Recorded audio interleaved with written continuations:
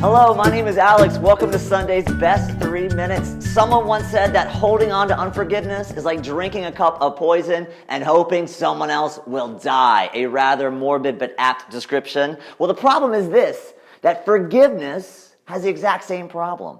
Because forgiveness requires us to absorb sin and pain against us. And to do that over the course of our lifetime results in some really deep pain and could actually destroy us. Which of course brings us to the Princess Bride problem. Both the cup of forgiveness and the cup of unforgiveness have poison in them. And none of us can spend a lifetime developing an immunity to the poison in these cups.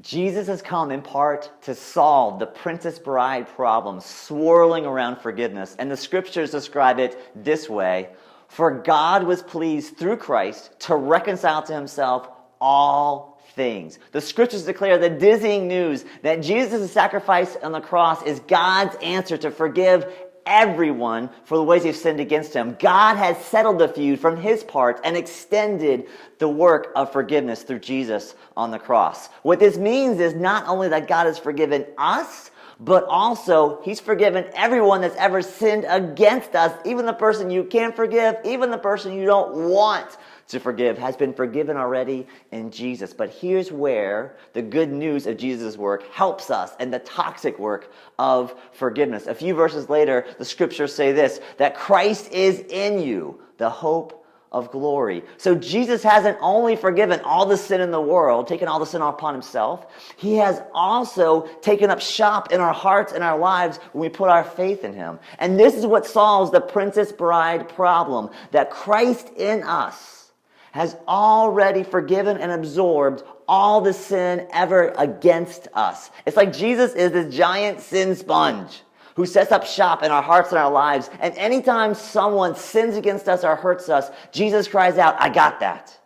I've absorbed that already. I've taken that already on myself. It's toxic for you. It's not toxic for me. Now, if Christ has already taken on all the sins of the world, and if he's set up shop in our hearts, the good news is our job is not to generate forgiveness, but simply to demonstrate forgiveness. We don't have to drum up, grit our teeth, and find forgiveness in our own strength. We simply submit, relent, accept the good news of Jesus' already done forgiveness extended to the person who hurt us, through us and for us. It starts often with a simple prayer. Lord, I am glad you've taken away the sins of the whole world.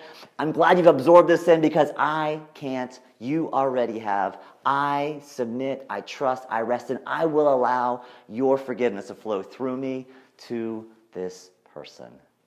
The good news is that Jesus has solved the Princess Bride problem. One of these cups is finally safe for us to drink because he's absorbed all the poison in the forgiveness cup and taken it in himself. Inconceivably good news indeed. Thanks so much for joining us this week on Sunday's Best 3.